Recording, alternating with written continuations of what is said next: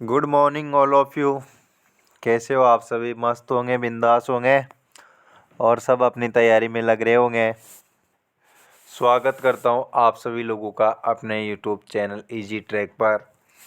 और मैं आशा करता हूं आप सभी लोगों की अच्छी तैयारी चल रही होगी, क्योंकि बहुत ही कुछ ही दिनों बाद, लगभग 7 दिन बाद, 6 दिन बाद आपके एग्ज़ाम आने वाला है पशु परिचर का। तो आप सब लोगों को अभी तक उसकी तैयारी में लग रहे होंगे और अंतिम पड़ाव में अपनी तैयारी चल रही है। तो अपने सीमा की बाउंडेशन भी समय सीमा का ध्यान रखते हुए अपनी तैयारी को अच्छे से करें और मॉडल पेपर को दोहराते रहे और अंतिम समय में अपनी क्लासों को देखकर जाना। साथियों, आज की क्लास शुरू करने से पहले मैं आग्रह करता हूं, आपने चैनल को सब्सक्राइब नहीं किया हो तो चैनल को सब्सक्राइब कर दीजिए। वीडियो पसंद आए तो वीडियो को लाइक ज़रूर करना, कमेंट ज़रूर करना और अपने दोस्तों के साथ वीडियो को शेयर ज़रूर करना। शुरू करते हैं आज की क्लास का पहला क्वेश्चन। 40 क्वेश्चन तक अपने पिछली क्लास में कर लिए थे और पशुपालन जो कि पशु परिचय में पार्ट बी में 45 क्वेश्चन आने वाले हैं। तो वहाँ से अपन नेक्स्ट क्लास लेकर आया हूँ जिसमें 41 नंबर क्वेश्चन से अपन क्वेश्चन कर रहे हैं। देखिए, आज की क्लास का पहला क्वेश्चन है, निम्नलिखित में से किसे परजीवियों का म्यूजियम कहा जाता है? परजीवियों का म्यूजियम किसे कहा जाता है? ऑप्शन ए भेड़, ऑप्शन बी बकरी, ऑप्शन सी ऊंट, ऑप्शन डी है दोस्तों आपका गाय। दोस्तों, जो इसका राइट आंसर हो जाएगा आपके ऑप्शन भेड़ वाला। नेक्स्ट क्वेश्चन, भेड़ों में ऊन कटाई वर्ष में कितनी बार की जाती है? आप सब लोग जानते हो, भेड़ एक ऐसा पशु है जिसको मांस और ऊन दोनों प्राप्त किए जाते हैं भेड़ से, और दूध भी प्राप्त, लेकिन दूध कम मात्रा में मिलता है, जबकि मांस और ऊन की दृष्टि से भेड़ पालन किया जाता है। और सर्वाधिक भेड़ पालन किया जाता है आपके मारवाड़ क्षेत्र के लोगों के द्वारा। तो भेड़ में ऊन कटाई एक साल में कितनी बार ऊन को काटा जाता है? ऑप्शन ए 1 बार, 2 बार, 4 बार, 6 बार। दोस्तों, भेड़ को ये जो ऊन होती है तो उसको एक साल में 2 बार काटा जाता है, अर्थात 6 माह की 6 माह ऊन कटाई की जाती है भेड़ की। नेक्स्ट क्वेश्चन है आपका, ऊन की फैक्ट्री में काम करने वाले व्यक्तियों में कौन सा रोग होने की संभावना रहती है? जो ऊन की फैक्ट्री होती है वहाँ पर जो काम करते हैं तो उनमें कौन सा रोग होने की संभावना सर्वाधिक रहती है? Option a rinderpest, option b anthrax, option c FMD, option d enterotoxaemia. दोस्तों, एंथ्रेक्स एक बीमारी है जो कि ऊन की फैक्ट्री में काम करने वाले युवाओं को हो जाती है। नेक्स्ट क्वेश्चन, राजस्थान में ऊन प्रशिक्षण केंद्र कहाँ पर स्थित हैं? ऊन प्रशिक्षण केंद्र, दोस्तों, ऊन प्रशिक्षण केंद्र है आपके जामडोली जयपुर में। जबकि आपसे क्वेश्चन पूछा जाए कि भेड़ प्रजनन केंद्र कहाँ पर स्थित है, क्वेश्चन कंफ्यूज नहीं होना, क्योंकि आपको पहला ऑप्शन दिखाई दे रहा है अविका नगर टोंक। इस क्वेश्चन का आंसर काफ़ी बच्चों ने ए ऑप्शन दे दिया होगा कि अविका नगर टोंक में ऊन प्रशिक्षण केंद्र स्थित है, जबकि अविका नगर टोंक में आपके भेड़ प्रजनन केंद्र स्थित है। साथियों, तो इस क्वेश्चन का राइट आंसर तो है ऑप्शन डी, जबकि भेड़ प्रजनन केंद्र है आपके अविका नगर टोंक में। तो कंफ्यूज होने की स्थिति रहेगी। आपसे यहाँ पर प्रशिक्षण केंद्र पूछा जा रहा है, वो है जामडोली जयपुर में। नेक्स्ट क्वेश्चन है साथियों, सर्वाधिक गुणवत्ता युक्त ऊन भेड़ की किस नस्ल से प्राप्त होती हैं? तो जो सर्वाधिक गुणवत्ता मतलब क्वालिटी होती है, तो क्वालिटी वाली जो ऊन होती है वो भेड़ की कौन सी नस्ल से प्राप्त होती है? Option a Nali, option b Malpura, option c Chokla, option d उपयुक्त सभी। भेड़ की जो सबसे बेस्ट ऊन है वो चोकला भेड़ की नस्ल से प्राप्त होती है साथियों, चोकला नस्ल। राजस्थान की मेरिनो भी कहा जाता है इस नस्ल को, उपनाम है दोस्तों राजस्थान की मेरिनो, ध्यान रखना आप। राजस्थान की मेरिनो चोकला भेड़ को कहा जाता है, इसकी बेस्ट ऊन होती है साथियों। नेक्स्ट क्वेश्चन है आपके, सियरिंग क्या है? सियरिंग क्या होता है? ऑप्शन ए ऊंटों में ऊन को काटना, ऑप्शन बी है आपके पास भेड़ों में ऊन को काटना, ऑप्शन सी बकरियों में बाल कतरना, ऑप्शन डी है आपका विकल्प 1 व 2 दोनों। आपका राइट आंसर हो जाएगा ऑप्शन बी।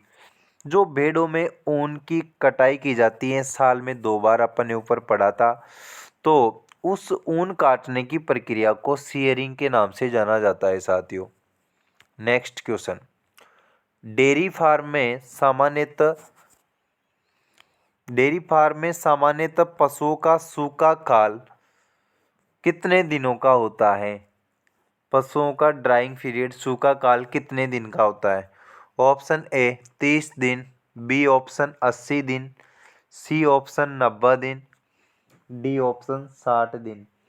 साथियों पशुओं का सूखा काल जो डेयरी फार्म है उनमें होता है 60 दिन का, अर्थात 2 मंथ का काल ड्राइड पीरियड के नाम से जाना जाता है उसे। नेक्स्ट क्वेश्चन, राजस्थान में कोऑपरेटिव डेयरी फेडरेशन आरसीडीपी का मुख्यालय कहाँ स्थित है?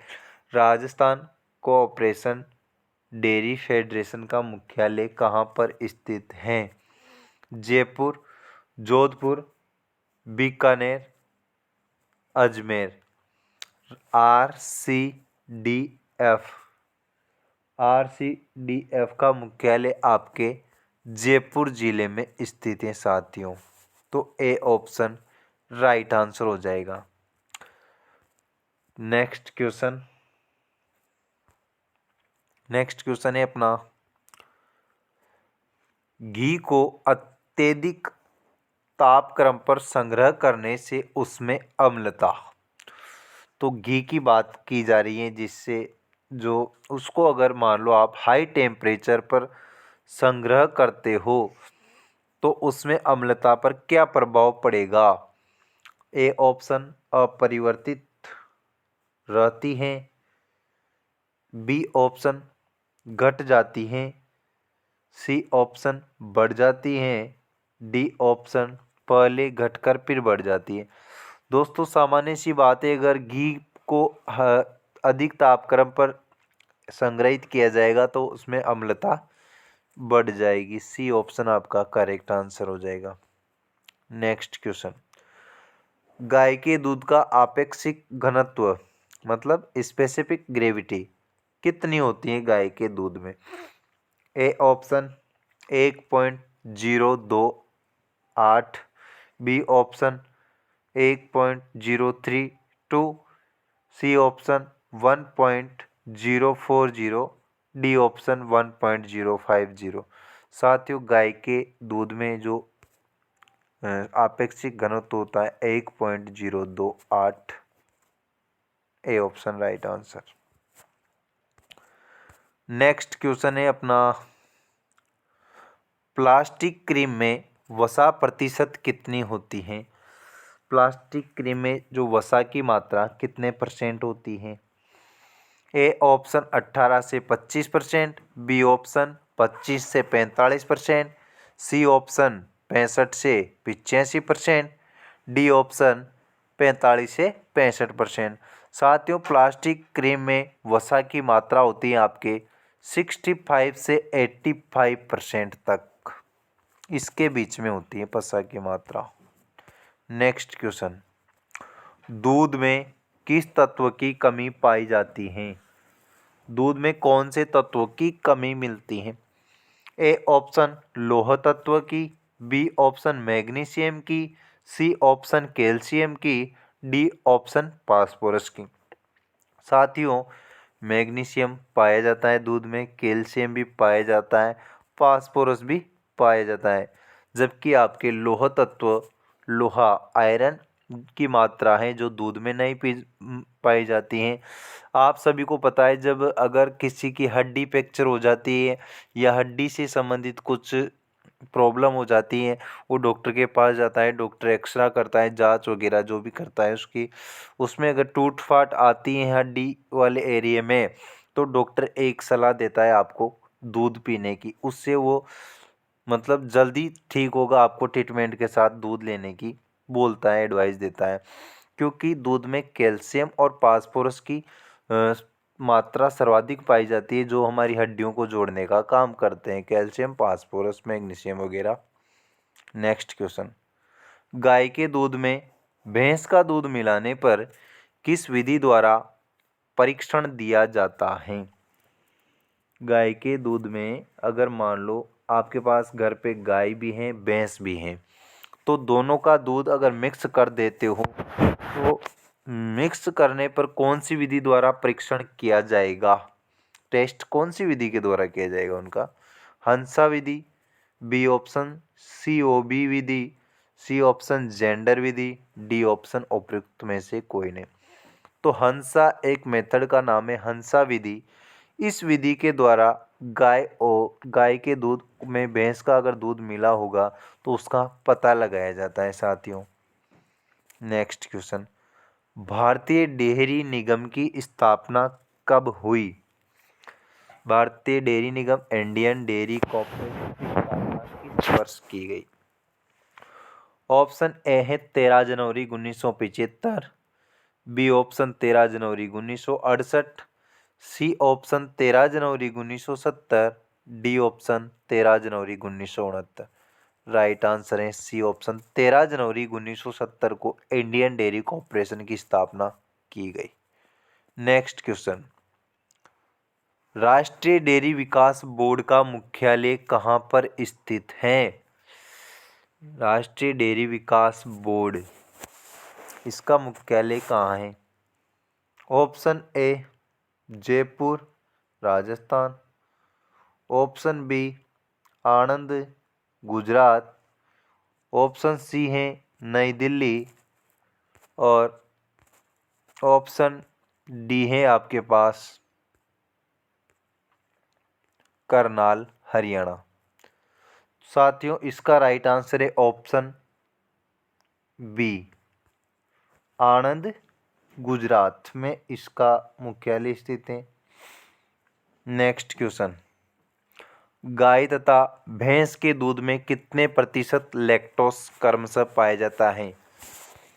लैक्टोज मिलता है गाय और भैंस के दूध में, तो कितनी मात्रा में मिलता है क्रमशः बताना है आपको। गाय के में कितना मिलता है और भैंस की में कितने प्रतिशत मिलता है? ऑप्शन ए 4.11% और 5.40%, बी ऑप्शन 4.96%, बी और मतलब 5.48%, सी ऑप्शन 3.9% और 4.48%। साथियों, गाय के दूध में लैक्टोज 4.96%, जबकि भैंस के दूध में लैक्टोज मिलता है 5.4%। तो आपका बी ऑप्शन करेक्ट हो जाएगा। साथियों, दोनों की अलग अलग मात्रा आपको क्रमशः याद होनी चाहिए। इस प्रकार का एग्जाम क्वेश्चन पूछा जाता है, स्टार लगा लेना साथियों। नेक्स्ट, दूध की प्रमुख शर्करा लैक्टोज किससे बनी होती है? लैक्टोज होती हैं जो काय से, किन किन तत्वों से मिलकर बनी होती हैं? ऑप्शन ए है आपके पास glucose plus galactose, b option glucose glucose, c option glucose और फ्रक्टोज, डी ऑप्शन है फ्रक्टोज और ग्लूकोज। साथियों, शर्करा जो लैक्टोज होती हैं वो बनती हैं आपकी ग्लूकोज और ग्लैक्टोज दोनों से मिलकर बनी होती हैं। नेक्स्ट क्वेश्चन, निम्नलिखित को सुमेलित कीजिए। सुमेलित करना है आपको। सूची 1 और सूची 2 दे रखी है साथियों, और आप लोगों को सुमेलित करना है। ऑप्शन ए है इधर गर्बर परीक्षण, इधर तो आपको परीक्षण के नाम दे रखे हैं और इधर जो प्रक्रिया है वो दे रखी है। दूध में कीस की उपस्थिति ज्ञात करना। कोल्ट ऑन बॉइलिंग परीक्षण, दूध में वसा की उपस्थिति ज्ञात करने के लिए। सी है आपके आयोडीन परीक्षण, दूध में वर्षा जल की उपस्थिति ज्ञात करने के लिए। डी है नाइट्रेट परीक्षण, दूध में स्टार्च की उपस्थिति ज्ञात करने के लिए। साथियों इधर देखना, मैं मिलान करता हूँ आप लोगों के सामने। जो गर्बर परीक्षण है ये तो लिया जाता है काम दूध में वसा की मात्रा मापने के लिए कि दूध में वसा कितने मात्रा में। और आपके पास है जो कोल्ट ऑन बॉइलिंग परीक्षण, ये दूध में कीस की उपस्थिति ज्ञात की जाती है इसके द्वारा। जो है आपके पास आयोडीन परीक्षण, इसके द्वारा दूध में स्टार्च की उपस्थिति ज्ञात की जाती है। जबकि नाइट्रेट परीक्षण के द्वारा दूध में वर्षा जल की उपस्थिति। तो ए से तो 2, बी से आपका 1 और सी से 4 और डी से 3 वाला मैच हो रहा है। साथियों कूट दे रखा होगा, नीचे ही दे रखा है।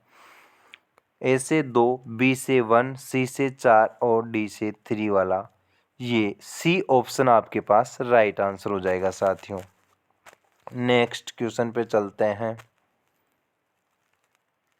निम्नलिखित को सुमेलित कीजिए। वापस सुमेलित वाला क्वेश्चन है आपके सामने। इधर सूची 1 और सूची 2 दे रखी है इसने। इधर तो दूध के प्रकार दे रखा है और इधर वसा तथा SNF की मात्रा दे रखी है। साथियों मानकीकृत दूध 1.5% वसा, 9.0% SNF। स्प्रेटा दूध 4.5% वसा, 8.5% SNF। टोंड दूध 0.5% वसा, 8.7% SNF। डबल टोंड दूध 3% वसा और 8.5% SNF।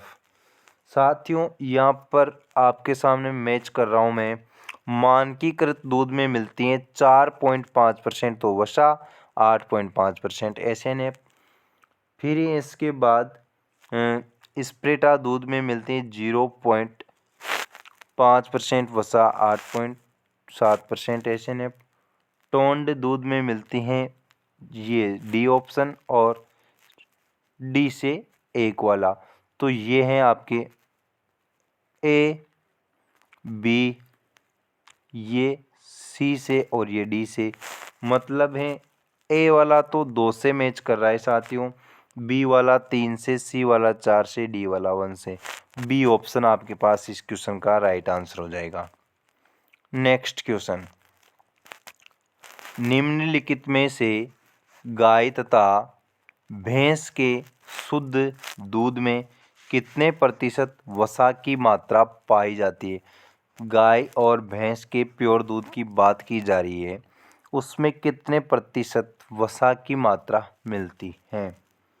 ऑप्शन ए है 4.14%, तो गाय की, और भैंस में 7.38%। गाय का दूध पतला होता है, आप सब लोग परिचित होंगे, और हल्का होता है, और भैंस का दूध भारी होता है थोड़ा। बी ऑप्शन है 4.7% और 5.6%। C option 3.5%, 4.7%। डी ऑप्शन 5.3% और 6.5%। गाय में तो 4.14% और भैंस में 7.38। ए ऑप्शन आपके पास राइट आंसर हो जाएगा। नेक्स्ट, निम्नलिखित में से दूध को ठंडा करने की अमोनिया विधि में दूध कितने डिग्री सेंटीग्रेड तक ठंडा किया जाता है। जो अमोनिया विधि है इसके द्वारा कितने डिग्री सेंटीग्रेड तक ठंडा किया जाता है दूध को। ऑप्शन ए है 63 से 64 डिग्री सेंटीग्रेड, 5 से 6 डिग्री सेंटीग्रेड, 7 से 8 डिग्री सेंटीग्रेड, 3 से 4 डिग्री सेंटीग्रेड। तो नॉर्मल सी बात है, 3 से 4 डिग्री जो सेंटीग्रेड है उसमें भी बहुत ज़्यादा ठंडा हो जाता है। तो 3 से 4 डिग्री सेंटीग्रेड तक दूध को ठंडा किया जाता है अमोनिया मेथड के द्वारा। नेक्स्ट क्वेश्चन, निम्नलिखित में से संपूर्ण दूध में वसा तथा वसा रहित ठोस पदार्थ की मात्रा कितने प्रतिशत क्रमशः होती हैं? ऑप्शन ए है आपके पास 3.5% वसा और 8.5% SNF, बी है 4.5% वसा 8.2% SNF, सी है 5.3% वसा 5.8% SNF, डी है 3.8% वसा 5.7% SNF। राइट आंसर हो जाएगा आपके पास 3.5% वसा 8.5% SNF। साथियों, वसा मतलब दूध में वसा की मात्रा गाय और दूध में, आंकड़ों से संबंधित ये क्वेश्चन ज़रूर पूछा जाएगा, एक क्वेश्चन ज़रूर पक्का पूछा जाएगा, क्योंकि आपको गाय और भैंस के अलग अलग जो दूध में पाए जाने वाले तत्व होते हैं उनकी मात्रा याद होनी चाहिए। खास तौर से वसा और SNF की तो आपको याद होना चाहिए। 2 या लगभग 4 क्वेश्चन अपने इस प्रकार के कर चुके हैं। चारों क्वेश्चन की लैंग्वेज अलग अलग थी साथियों, तो इसलिए आपको सचेत रहना है। निम्नलिखित को सुमेलित कीजिए। ये लो आप इस सुमेलित का क्वेश्चन।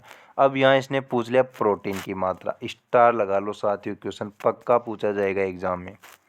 इधर दे दी इसने पशु, इधर दे दी प्रोटीन की मात्रा, याद होनी चाहिए आपको, इनके तो होने ही चाहिए कम से कम।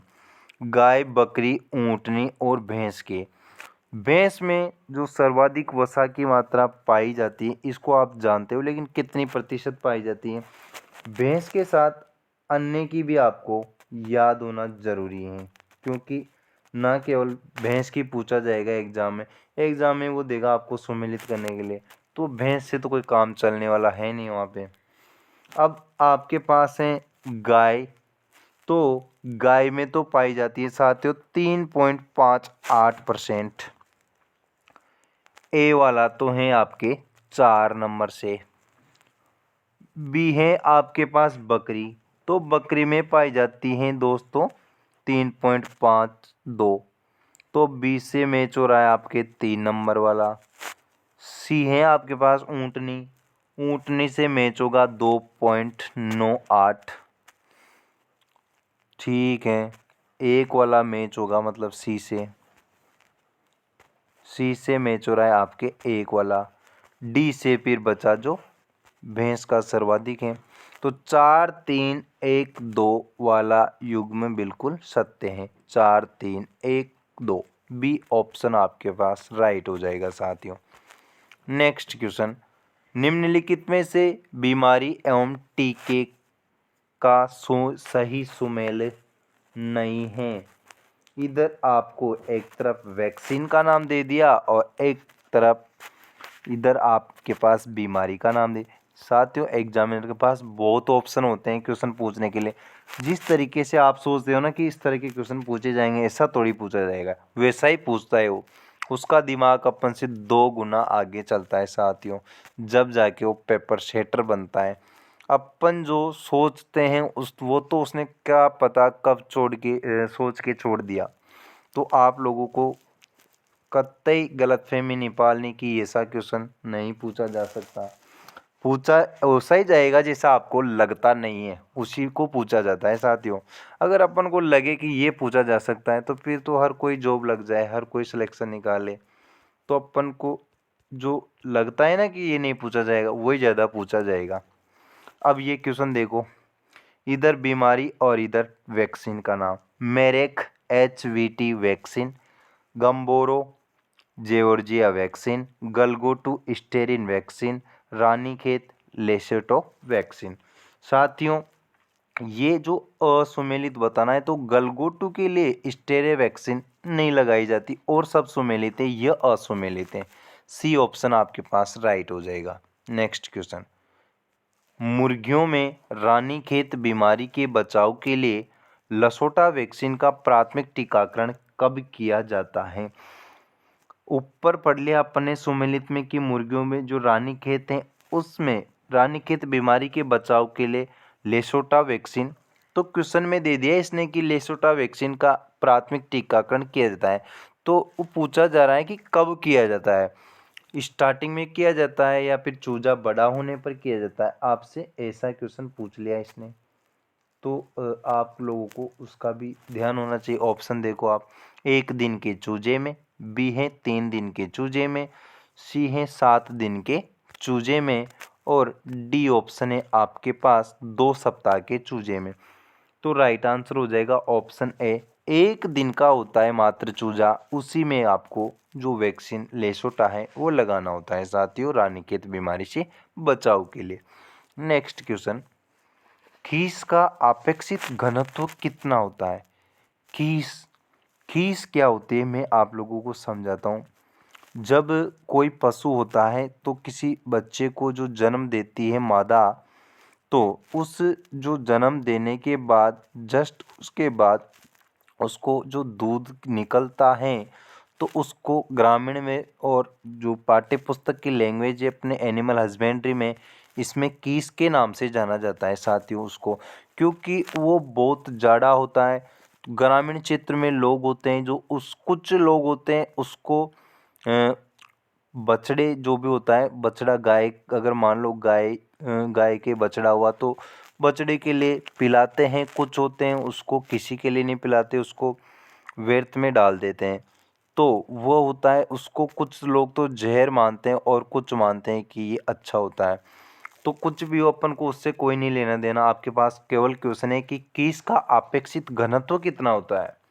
ऑप्शन ए 1.028 से 1.030, बी ऑप्शन 1.035, बी ऑप्शन 1.040 से 1.0480, डी ऑप्शन उपयुक्त में से कोई नहीं। तो राइट आंसर उपयुक्त में से कोई नहीं है, किसका अपेक्षित घनत्व इनमें से कोई नहीं है। नेक्स्ट क्वेश्चन, शहरी बकरी से प्रसिद्ध बकरी की नस्ल कौन सी है? शहरी बकरी के नाम से कौन सी बकरी जानी जाती है? बहुत अच्छा क्वेश्चन है बकरियों से क्वेश्चन। तो शहरी बकरी के नाम से बर्बरी नस्ल, बीटल नस्ल, जैसलमेरी, सानेन।